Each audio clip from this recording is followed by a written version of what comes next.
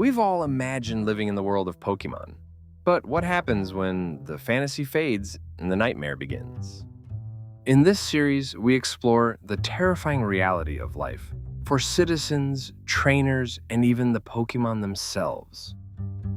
Take a journey with me into a world far darker than you have ever imagined as we land at our first destination, Johto.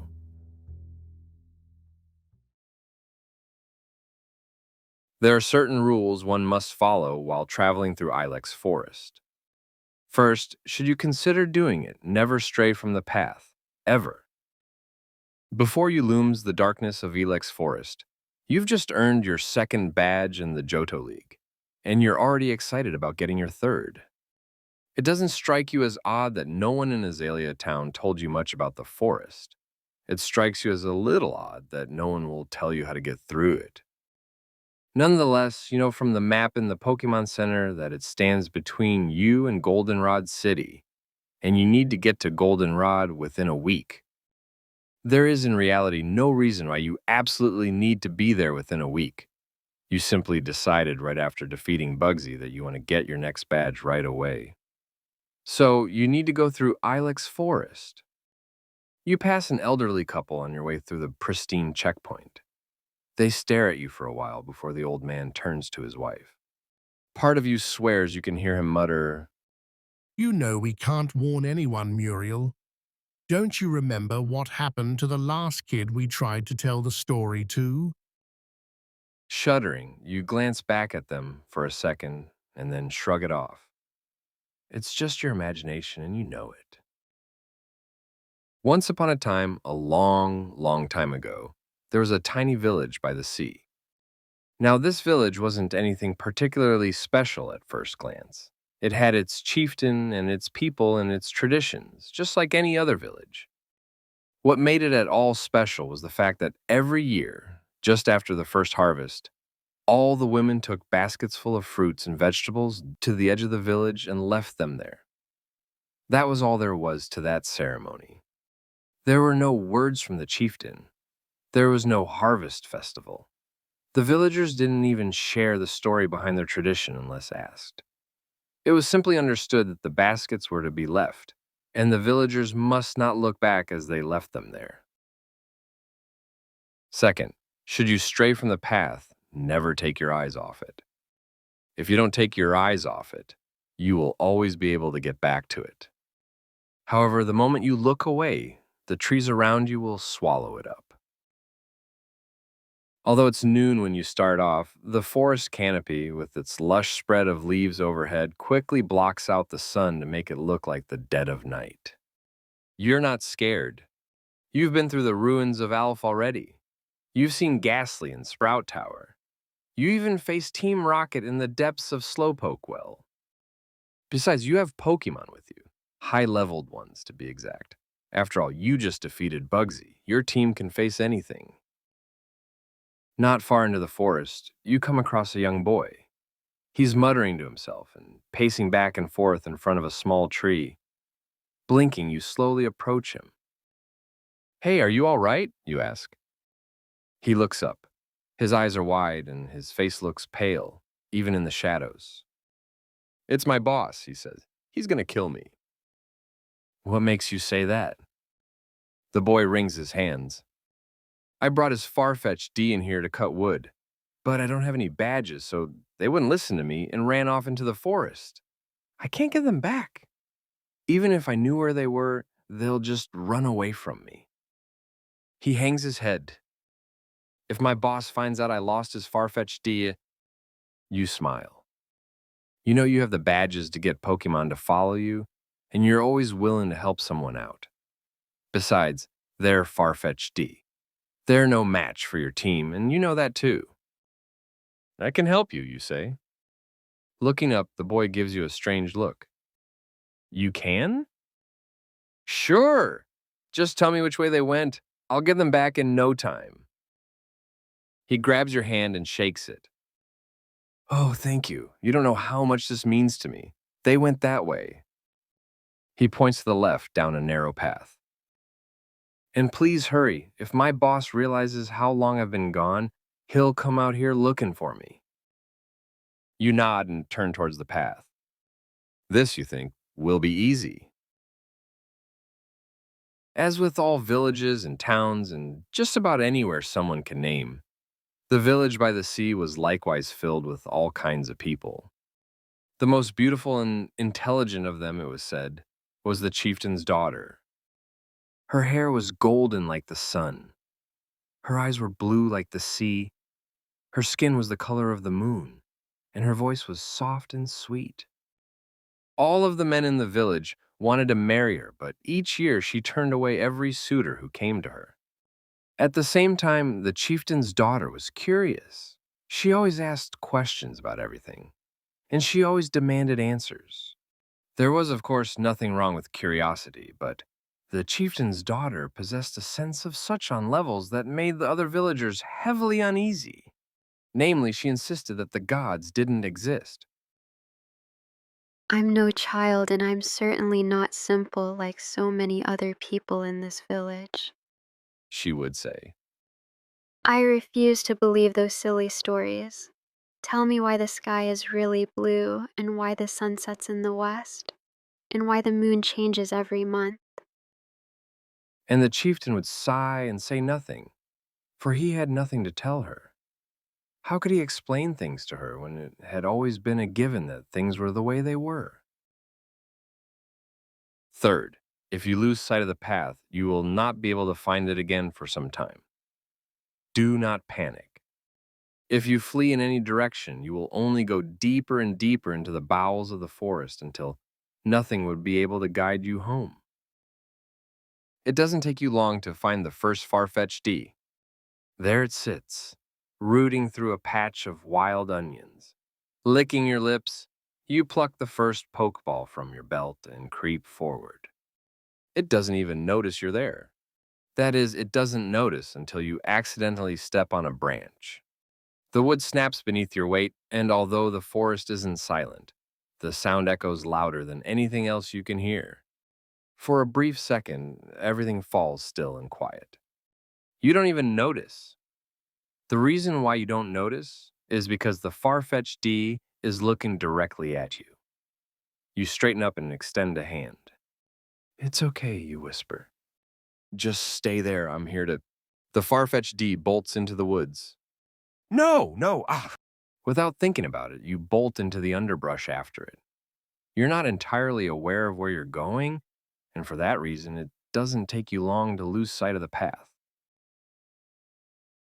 The one thing the chieftain's daughter was the most curious about was the basket ritual. She knew that it had to be done, and of course, she did it along with the other girls who were of age.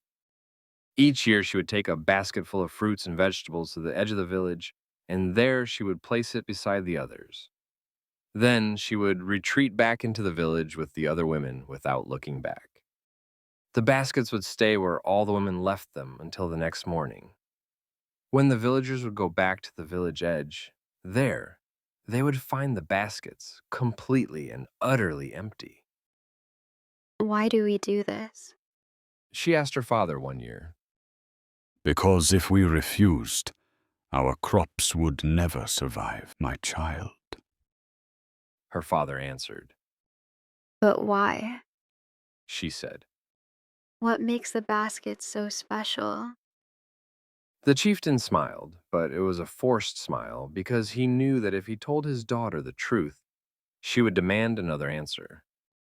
Nonetheless, the truth was all he could offer because he, more than anyone else in the village, was an honest man. Because, daughter, many years ago, this place was completely barren. He said. Nothing would grow, no matter how hard we tried. One day, a witch came to our village and said, I can see that your children are hungry, and I would like to help you. If each woman in this village leaves me a basket full of the best of your harvest at the edge of the village every year, I will bless this place for another season, and you will have more crops than you can imagine.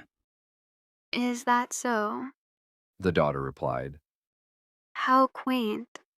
Why then do we not look back at the baskets when we leave them? Because, daughter, the chieftain said. the witch comes to the edge of the village each year and does her magic there. We cannot watch her do so, for if we do, the blessing will turn into a curse. Is that so? She asked. And much to the chieftain's surprise, she said nothing more. Fourth, if you travel through the forest calmly, you will eventually come across a place in the forest where no light shines through the trees and no Pokemon can be heard. At this place will be a shrine, not the one most people pass on their way to Goldenrod City. Rather, this shrine is an old one made of stone, covered by vines. Should you come across it, you must leave an offering. The offering can be anything, food, jewelry, anything you value at that point in time. This is an important rule. You must leave something or you will never be able to find your way back. After a while, you lose sight of the far-fetched D. If you were old enough to curse, you would have done so right about now. Looking back, you realize belatedly that you lost track of the path too. Nice, you say to yourself, real nice. Huffing, you continue in what you think would be the best direction, forward. After all, the forest can't possibly go on forever. One year, the chieftain's daughter came across a handsome young hunter.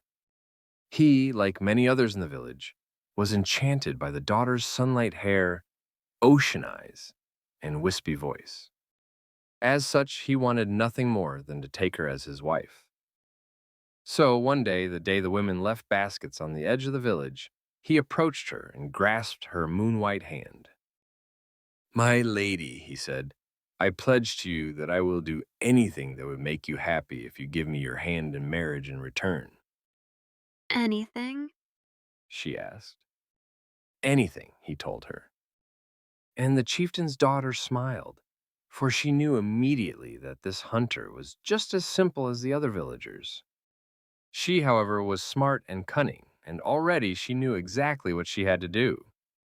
Thus, for the second time in her life, the chieftain's daughter did not demand another answer.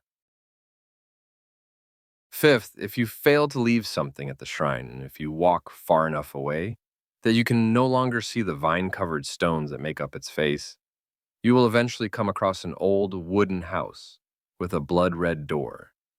There will be smoke coming from the chimney. The air around it will smell like roasted duck and exotic spices. Even if you have eaten less than an hour ago, you will feel hungrier than you have ever felt in your life. Under no circumstances should you approach this house. You don't know how long you've been walking by the time you see something other than trees. Eventually, you realize that the further you go into the forest, the darker it gets. Overhead, the canopy closes over you, blotting out the sun and submerging the rest of the forest in pitch darkness. You feel a slight chill, but you ignore it and press onward. After all, you have 2 badges and 6 Pokemon so far. You can face anything. After some time, you come across a pile of stones nestled between the trees. Upon closer inspection, you realize it's a shrine. Your feet climb onto its stone base, and your hand clears off some of the ivy on its square stone face. Even after some of the ivy is gone, you can't quite tell which old god the shrine might be dedicated to. The inscriptions across its flat surface are worn and in a language you can't recognize. You only realize it's a shrine because it resembles the small squat ones you learned about in school, and because you can still see a small pile of offering, a doll, a few coins, small animal bones at your feet. You shrug and walk away. It's an old shrine. Nothing special, you decide. It's not like anyone believes in the god it might have been for these days, right? This will be your second mistake. 1 year passed since the hunter's proposal. Each day for 1 full year, the chieftain's daughter would encounter her suitor. On each of those days, she would invent new tasks for him to complete, and without fail, he would obey her every whim. As the year wore on, the tasks grew more and more difficult. I want you to collect for me the moon's reflection. She said one day. That night, her suitor took his silver bowl to the edge of the sea and filled it with water. Once not a drop more could fit within it, he hurried to the chieftain's daughter and showed her its surface. There she saw the moon's reflection shimmering on the calm water. She wasn't satisfied. Go into the prairie and find the biggest toros. Bring its hide to me. She said another day. Her suitor went that afternoon and chased down a massive taurus whose hooves made the earth shake whenever it ran. With his bow and arrow, the suitor shot down the beast, and with his knife, he cut away its skin.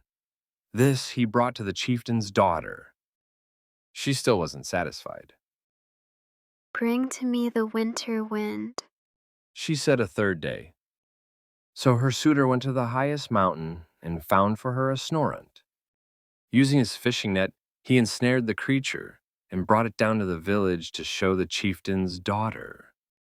From its mouth it blew the coldest wind, covering the houses of the village in a fine frost. She still wasn't satisfied. Each day she gave him challenges like these, responding to each one with, Well, my love, your feat was impressive, but I am still not made happy. and every day the suitor would simply nod and smile and promise to come back the next day to try again until the chieftain's daughter would finally agree to marry him. When the crops began to grow ripe and the time to harvest them approached, the chieftain's daughter remembered the tradition. She had waited all year for that time to come, and soon she would have her chance to prove to everyone in the village that the stories weren't true. The night before the offering, she told her suitor, My love, your feat was impressive, but I am still not made happy. her suitor replied, I understand, my lady. I will do anything to make you happy if it means you would give me your hand in marriage. Anything? The chieftain's daughter asked. Anything, the suitor said. Then I want your net. She told him, for she knew he would never agree to capturing the witch himself. At first, he was surprised to hear her request.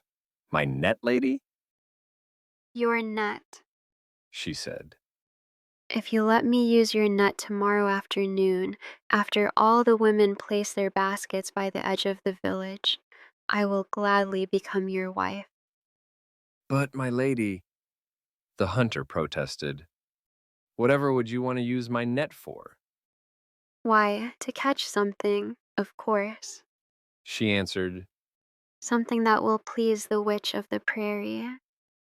and the hunter, who was so very in love with the beautiful daughter of the chieftain, could only smile and give her his net, for he had no idea she didn't believe in the witch of the prairie at all.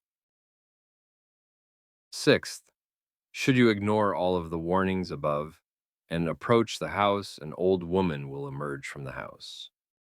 Her hair will be as silver as the moon, her eyes will be as black as the ocean depths, and her voice will be like the moaning winds.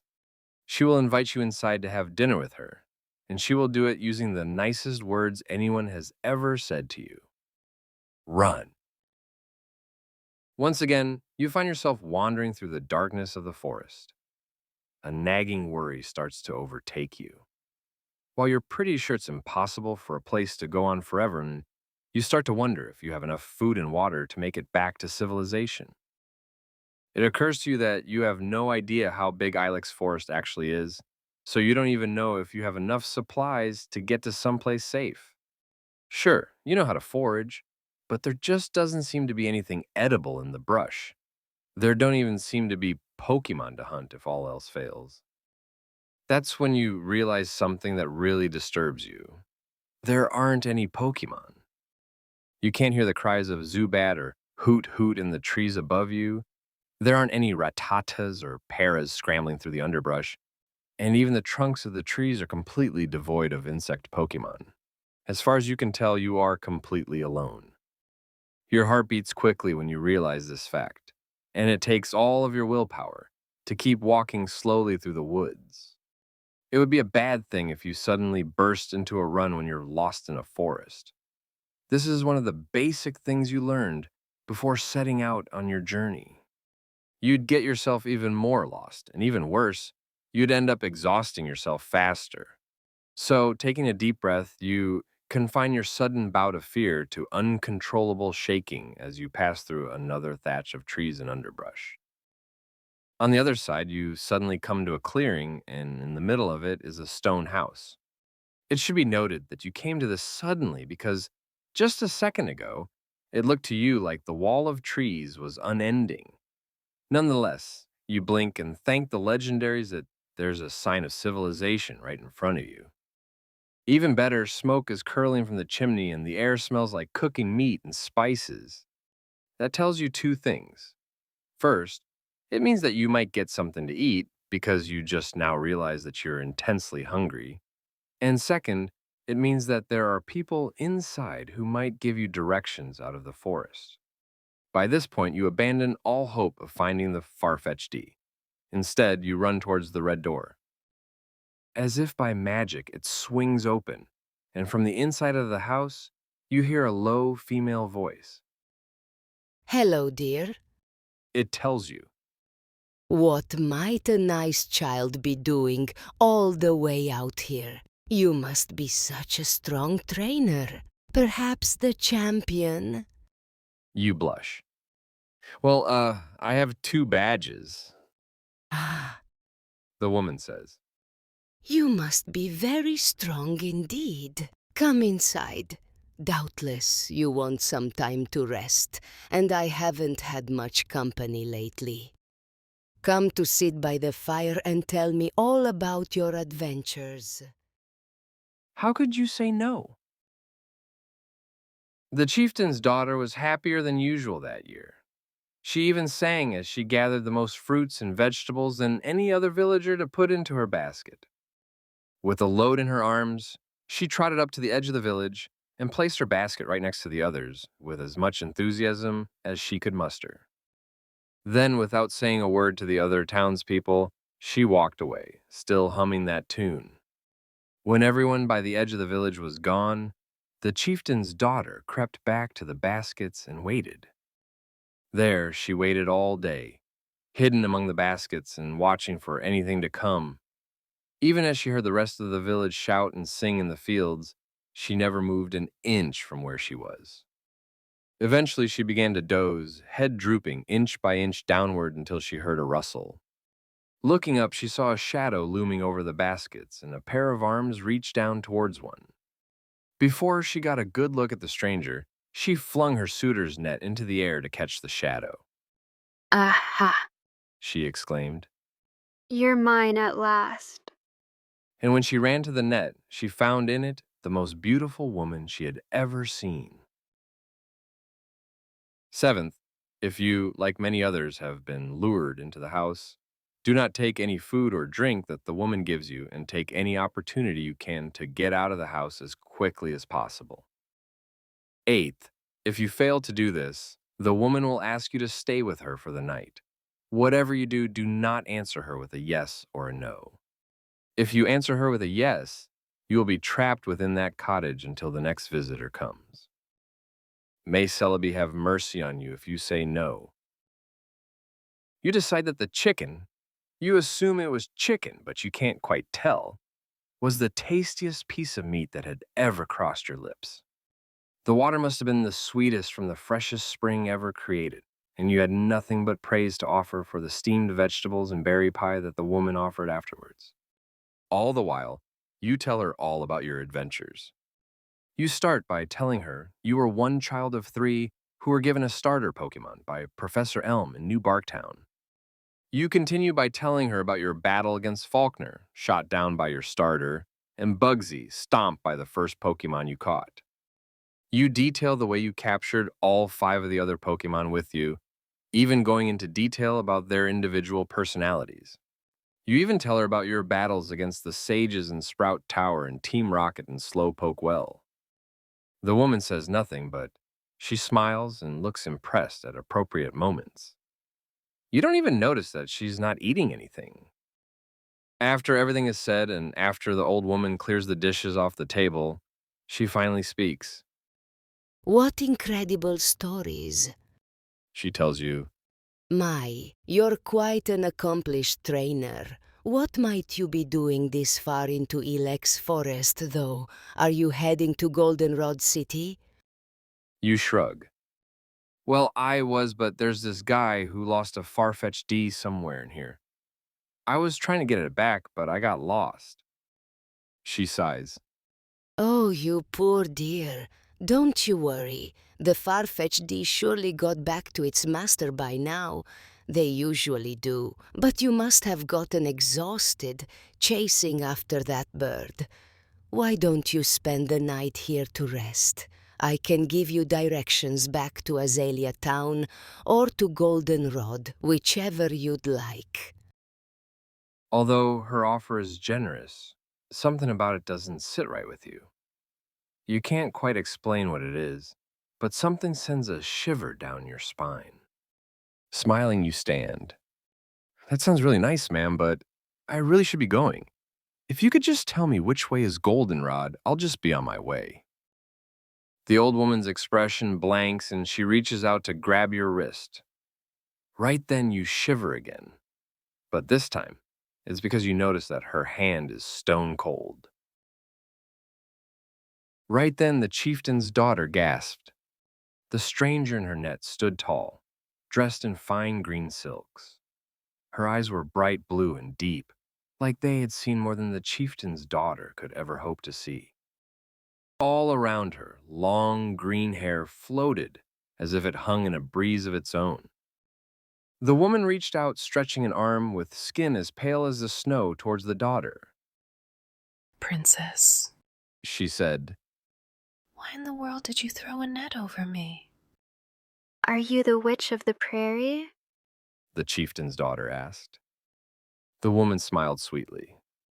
Some people call me that, I suppose. And I know you are the daughter of this village's leader.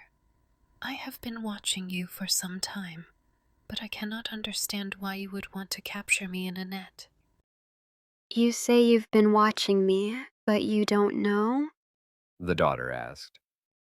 Her voice was trembling only because the witch knew who she was without asking. It's all very simple. I want to show everyone in this village that you're no witch. But why? The witch asked. Because I know what you really are. The daughter said. The stories about witches are silly little things, but I figured it out all on my own.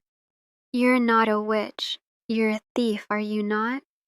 You steal from this village every year because you got everyone to think you can cast a spell to make our crops grow.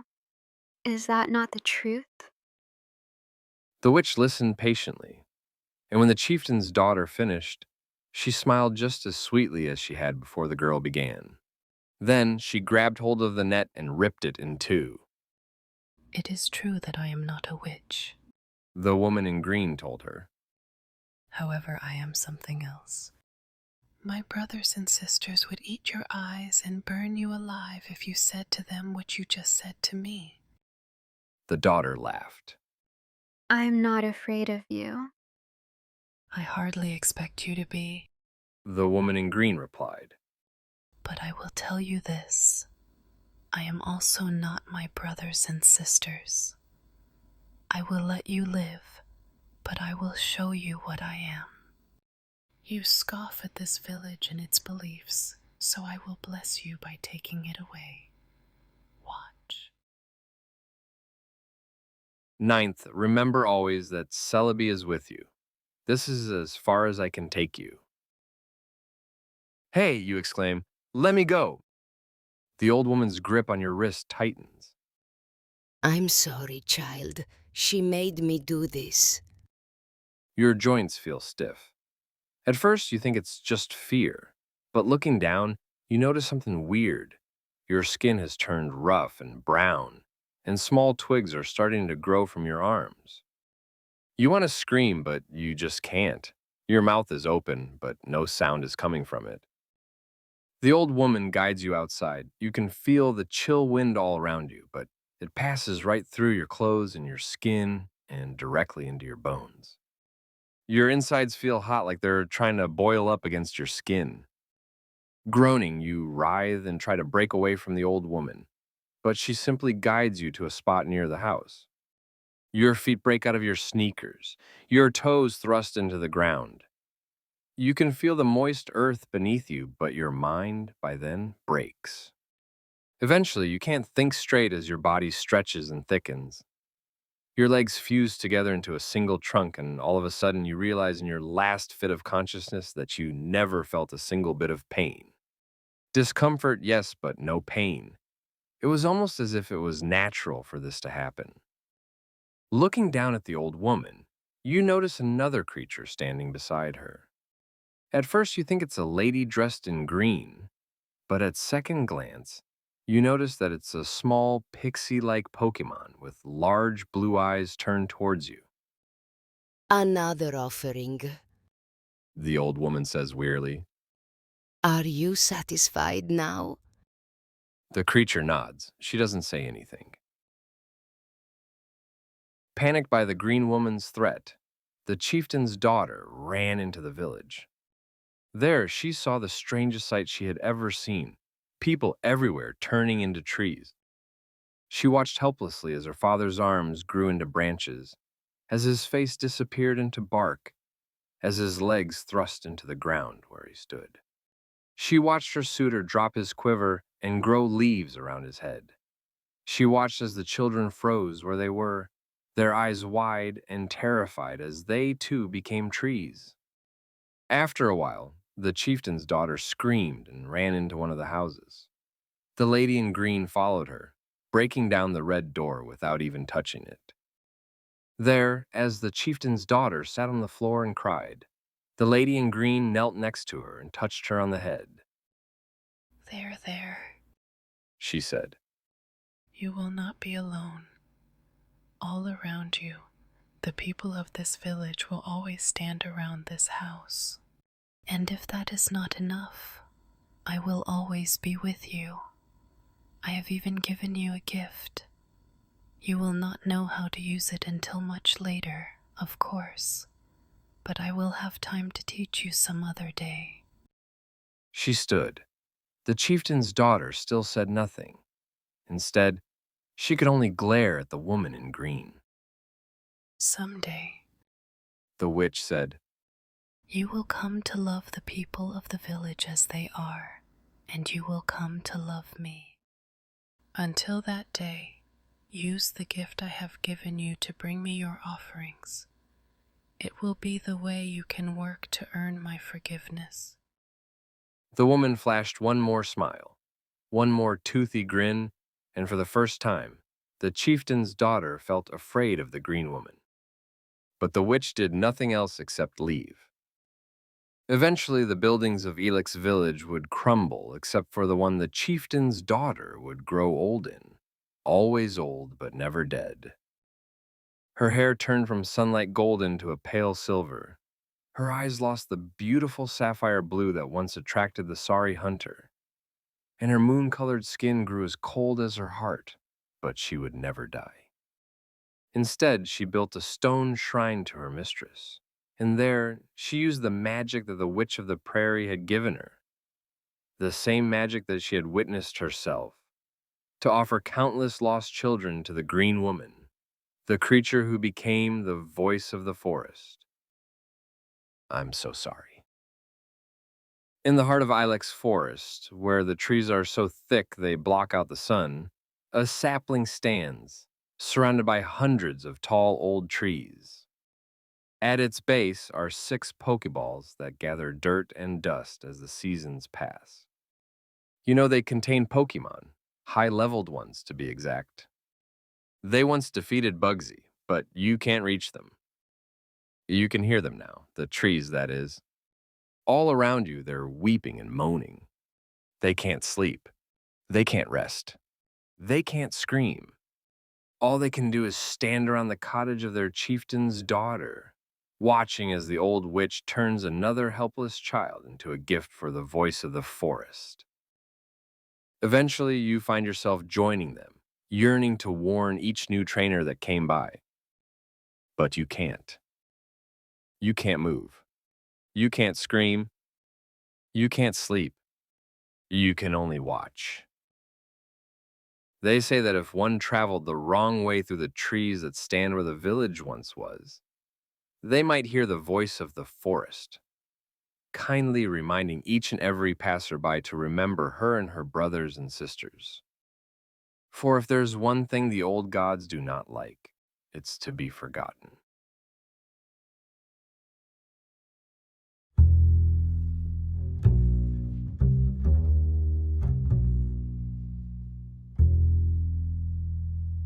What if the creatures you have grown to love were hiding something truly sinister? What happens when the monsters aren't in the tall grass? Sam Suzuki, the champion of the Ito region. Everybody loved her and her prize Ninetales. She would give people rides on its back, and she'd never put her in her Pokeball unless Ninetales was badly hurt, but that was rare. As far as everyone was concerned, she and her Ninetales were the best of the best. I even challenged her. We fought for about 10 minutes before all of my Pokemon were defeated, and I had to give her 200p. She was about to leave town to go on another amazing adventure when I asked her dumbly, "Hey, maybe when you come back, we could fight again." She laughed and I started sweating, thinking I had just embarrassed myself in front of the coolest girl in our town. But, she then smiled, "Well, why not? I've actually been thinking about you and your Cyndaquil recently. I saw it evolved. I'm proud of you. I'd love to battle you again, teach you some moves." My eyes lit up and I nodded, smiling. She shook my hand and left, giving me a necklace. A few months later, she came back with an entirely new outfit. She, of course, went and said hi to her siblings and gave gifts to the little kids first, but afterwards she came right up to me and smiled. "Well, I'm back. Let's go." "Shouldn't you rest first? Your Ninetales must be—" "Nah, we healed at the last town. No Pokemon there dared to lay a finger on us." I smiled and brought out my Pokeballs, and the battle began. It was such a rush as soon as we stepped on the battlefield and I stared into her fiery eyes. But something was wrong with Ninetales. It looked woozy as soon as it came out. When I threw out my starter, Typhlosion, it seemed a little woozy too. It was really strange since she had just healed her Ninetales, and I hadn't battled with Typhlosion since a week ago. But we shrugged it off and assumed that they were feeling a rush too. I saw that Ninetales had a strange black spot on her neck, but again, I shrugged it off. Maybe it was design choice. Of course, Sam won, but hey, I lasted like 30 minutes, so I felt great. The next day, they went missing. The town began to shun me, assuming I was some brat seeking revenge, even though if ever I was going to kill someone, it had better be a damn good reason. And may I just say that I liked Sam, and killing her in Ninetales was not a damn good reason. My best friend Faith stayed by my side. We've known each other since forever. She also loved breeding Pokemon, which I thought was weird, but whatever.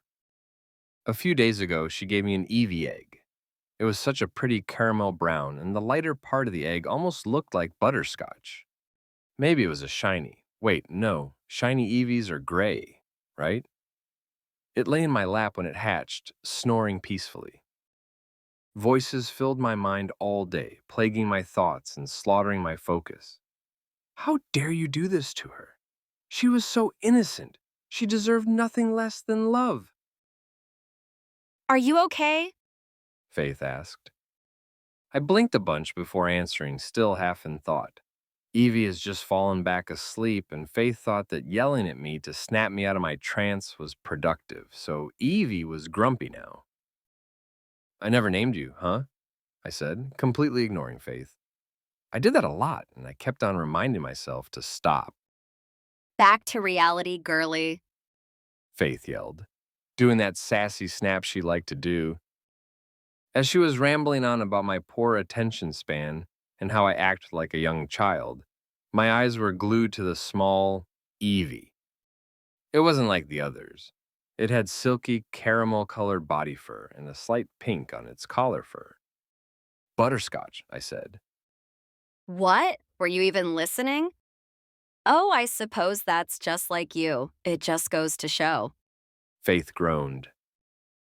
Butterscotch then ran into my arms and snuggled me. Faith had started coughing again, as she had been doing a lot recently. The doctors had told her that nothing was wrong. Maybe she had slight asthma, but I knew otherwise. I had also noticed a strange black marking on her neck. Like before, I shrugged it off. Design choice. She had always loved Sam's Ninetails a lot anyways. But this fit of coughing was worse.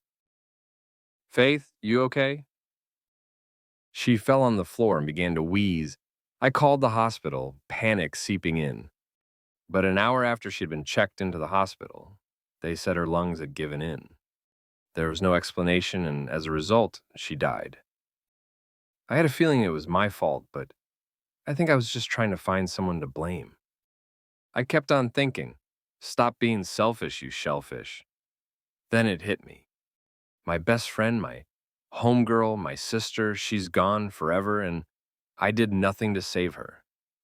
Sure, I called the ambulance, but I never made sure she was feeling okay. She was yelling at me. Maybe that's what triggered it. I wanted today to end, but in that moment, all I could do was freeze up and cry. I finally ran out to my house and turned on the TV, desperate to find anything to shave my mind off Faith. I turned on the news because I loved making fun of their serious voices. Then I saw them with pictures of people and Pokemon with black marks on their necks. Where have I seen that before? It wasn't a design choice, was it?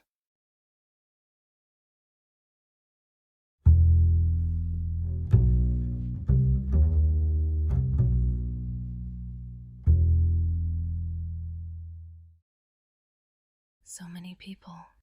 The largest town. So many people. Too many people. Lavender Town.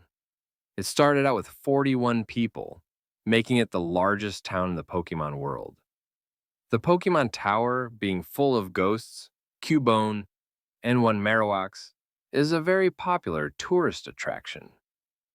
But no one knows how Lavender Town lost so many people at one time. But I do, and I can tell you.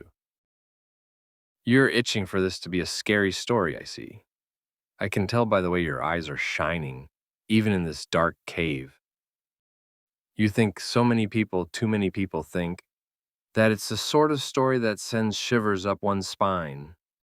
Well, you may be right. It all depends on how you think of it. It was so long ago that it happened. My frail old mind must recall it. I can tell that you want to see how old I am. Or at least what I look like. I can't show you that.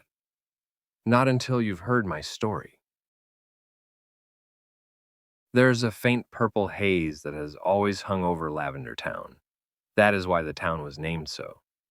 Because of that haze, not many people in Lavender Town have actually seen the clear blue sky. A few people who lived there after or before traveling, maybe. But it was a surprisingly clear day when it started. The haze had lightened significantly, and the sky was almost perfectly blue without a single cloud in the sky. James was a Pokemon trainer. He had been doing quite well, to his knowledge at least, and he was eager to visit this town of purple nobility, as the Lavender Town motto went. When he arrived in the town, he was amazed at the way the sky was such a rich color. The purple in the air made the blue stand out vividly. He was also astonished at the number of people living in the town. 41 people. He said in surprise to an elderly woman who was standing near the Pokemon Tower entrance. Don't you all get crowded together? He was puzzled by the way the woman didn't reply. Instead, she just stared at him, her eyes hollow. But because he was young and unable to focus on such things for long, James shrugged it off and walked away. A young girl in the town sat in her yard. She had two Pokemon dolls, a Ghastly and a Doduo, of which she was bouncing around as though they were moving. James grinned. He was 11 now. He had been on his Pokemon journey for a year, and he had thought that a little kid like this girl was adorable. Hi. He said, crouching by her. What's your name? Lily. The girl replied, making the Ghastly doll whack the Doduo doll. What are you playing? James asked her. The girl looked up at him for a long time, then looked back at her toys. I'm making the ghost kill the zombie, She said. James's smile slipped off of his face, and he looked at the girl hard. That looks like a Doduo to me. He said. Not a zombie. It's a dead Doduo. Lily said matter-of-factly.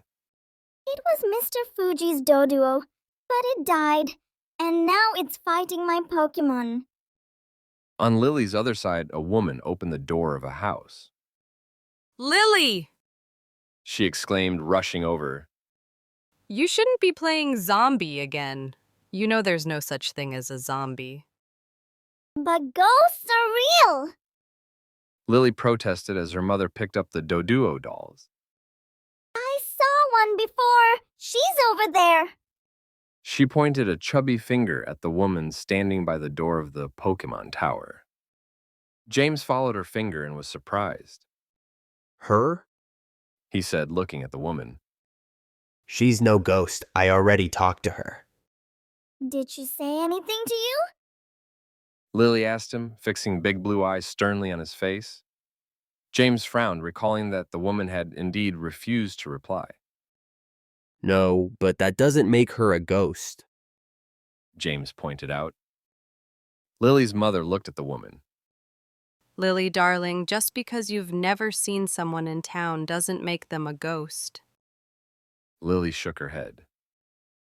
The woman isn't a lady. She's a ghost. I can tell because I can see the Pokemon inside of her. Her mother sighed. Sweetie, I've had enough of that. You say this sort of thing every day. I really don't see why you insist that half the people in town are ghosts. They are! Lily shouted as her mother picked her up and started to walk away. They are ghosts and they want to kill us. I know because I see them. Mommy, I mean it. James stared after the girl and her mother for a long time, even after they had gone back into their house. Ghosts? Maybe I should go check out that tower, James thought. He turned around and began to walk towards the Pokemon Tower. As he did, he noticed the woman that had been near the door was gone. James opened the door to the Pokemon Tower and walked inside. It was sort of foggy inside, but he didn't see anything that honestly looked like a ghost. Actually, all he could see were gravestones. They were everywhere, creating a maze. One grave was larger than the others. James walked up to it and read the words inscribed in the marble block. Here lies Marcia, a beloved Squirtle belonging to Pokemon trainer Todd. James knelt before the grave, suddenly overcome with sadness. Todd, I remember him. James had battled many times with Todd, who was a simple trainer much like him. James had defeated Marcia with his starter Pokemon, Ember, who was a Charmander. He recalled the last battle, the most vicious one, when Marcia had been a Squirtle like before, and Ember was a Charizard. Todd had then had 3 other Pokemon, all of them a higher level than Ember, but James had defeated all of them with the help of his other Pokemon. Then, with an injured Ember, James had fought with Marcia. It hadn't been like most of the other battles. It was bloody, and both Pokemon and trainer had been injured in the close contact battle. James still had a scar on his left arm from the battle. He lifted his sleeve then, running his finger along the scar. For just a moment he recalled how Ember, in a last and desperate attempt to win, had stomped on Marcia and crushed her shell. That was when James had one, but he hadn't stayed to see what had happened to Todd and Marcia. Ember had collapsed. So that's what happened. James murmured, reaching out to trace the letters of Marcia's name.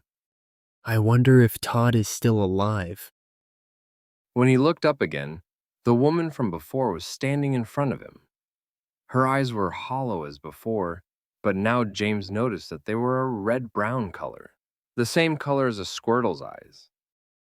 James blinked hard once, ridding himself of the thought. James, he told himself, this woman is not a squirtle. You're just upset over seeing Marcia's grave. The woman took a single step closer to James, and for a second she flickered. For just an instant, James thought he glimpsed the image of a squirtle. He stood up and shook his head, pacing a few steps backwards. I'm being ridiculous. This woman cannot be a squirtle. I'm having a breakdown, maybe, or it's stress over realizing that Ember killed Marcia. The woman's red-brown eyes were very cold, and James found that he was afraid of her. Maybe only mildly, but that was enough. He glanced over the woman's shoulder to see that she was blocking the door. He stammered, unsure of why he was so nervous. The door is over there, and I'm trying to get out. Would you? He trailed off, not wanting to sound rude. The woman didn't respond. Instead, her eyebrows scrunched into a scowl. James took another step back and cautiously put up his hands. Whoa, wait, I'm not trying to The woman cut him off by raising her hand. Then, when James fell silent, she pointed at the stairs to the next level. I don't want to go up there! James exclaimed. I want to get out of this tower! Let me go! He tried to dodge around the woman and accidentally stepped on a mound of dirt with a small gravestone on it. For a moment, James felt a twinge of fear, as though the Pokemon was going to climb out of its grave and attack him. But his anxiousness grew to outright terror as the woman put out her hands and shoved him onto the ground. Her scowling face grew into a furious leer. James scrambled unsteadily to his feet and turned, planning to find a way out of the gravestone maze. However, a ghastly came out of nowhere and attacked him. James had no choice but to battle it. Go, Ember! Get me out of here! James cried. He was too terrified to remember one important thing about the Pokemon Tower. Without a Sylph Scope, Pokemon were too terrified to attack. Ember stared long and hard at the ghastly when he was freed from his Pokeball, then began to shake. James felt hopelessness well up in his heart. Ember, attack it! Kill it! He insisted. Get rid of it! Let me out of here! The woman from before suddenly grabbed him by the back of his shirt and dragged him towards the stairwell. James struggled to free himself, but the woman's grip was like steel. He couldn't get free. Ember! He shrieked. Help me! He used his Pokeball to return Ember, and the ghastly followed him as the woman dragged him up the stairs. James felt cold terror blaze through him as the woman dragged him upstairs through the levels. She wove neatly through the gravestones, managing to keep both herself and James from touching them.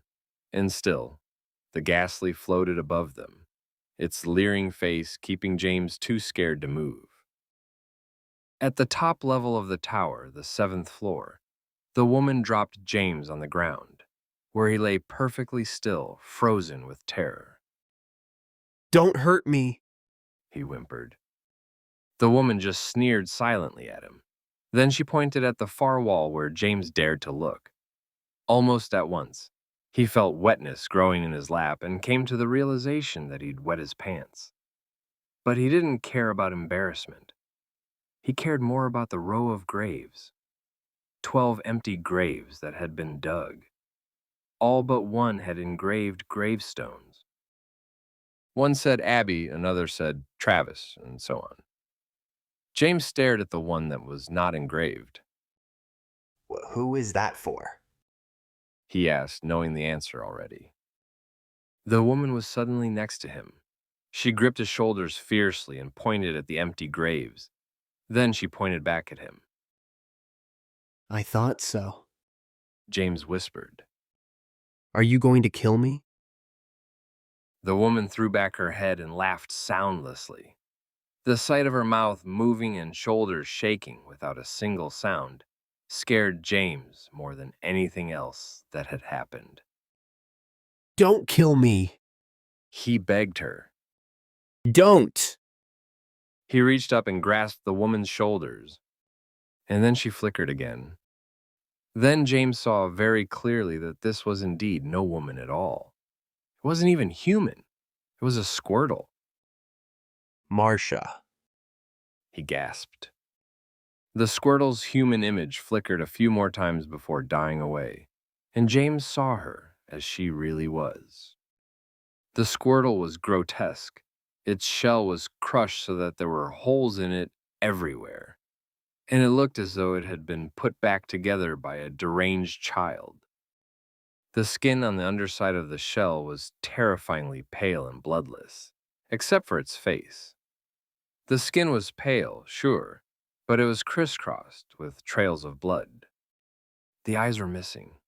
They were completely gone, and blood trailed down the squirtle's cheeks like tears. There was crusty, dried blood all over the squirtle's body, but its face was wet with fresh blood. it's you, Marcia. James whispered, trying to back away. But Marcia was obviously ready for that. She grabbed James by the cheek, her stubby finger-like claws digging into his skin and drawing blood. The pain was sharp and sudden, and James barely stopped himself from screaming. Lavender Town, the noble town, isn't it? Marcia's voice was hoarse and raspy. There was a high-pitched, screeching undertone to it that sounded like nails on a chalkboard.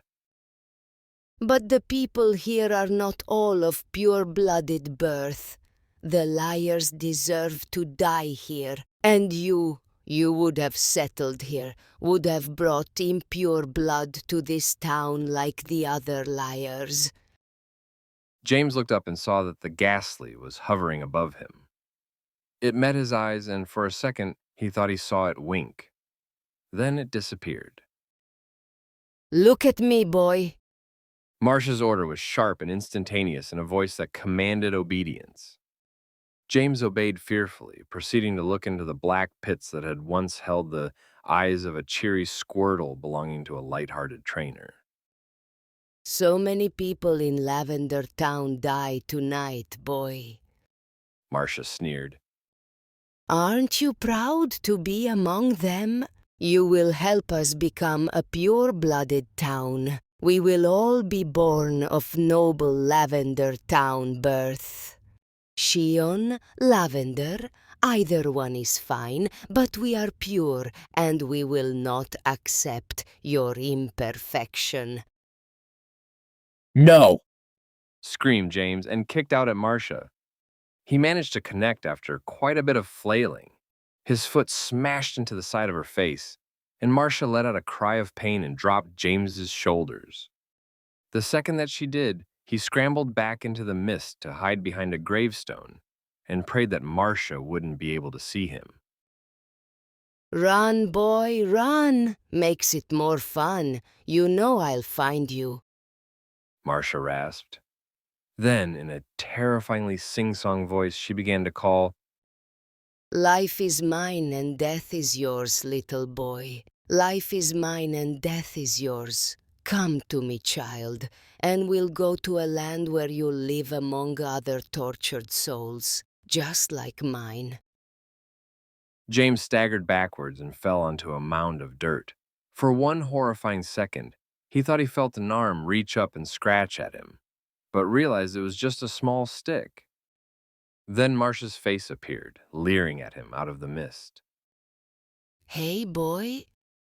She sang. Marcia's gonna take you to a place you like. You must like it, since you thought I'd like it as well when you sent me there. James knew she saw him, so he let himself scream. The sound somehow gave him strength, and he leapt to his feet. Then, still screaming, he rushed forward and overturned Marcia. She lay spinning around on her back, letting out an awful howling sound. Blood began to run down the side of James's face, and he realized that his ears were bleeding from her howl. Then, behind him, James heard Marcia let out a shriek.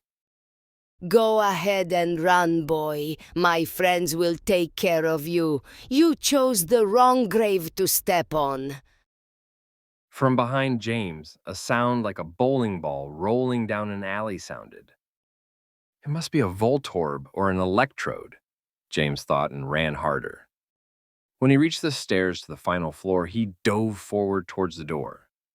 Behind him, there was an ear-shattering explosion. Then the world came tumbling down around him. So now you know the story. After that, the Pokemon Tower went tumbling down. 11 people disappeared from the town that month, and the remaining citizens decided that the Pokemon Tower had collapsed because of the many graves weakening its structure. They tore it down and replaced it with a radio tower. The graves were moved to the House of Memories. I can see that you're horrified. It's quite a story, but every word of it is true. Do you really want to know who I am still? Because I think you'll find it interesting. However, there is one little requirement. Tell me first, were you born in Lavender Town? No? Well then, let me reveal myself to you. I am Marcia. And you are going to die.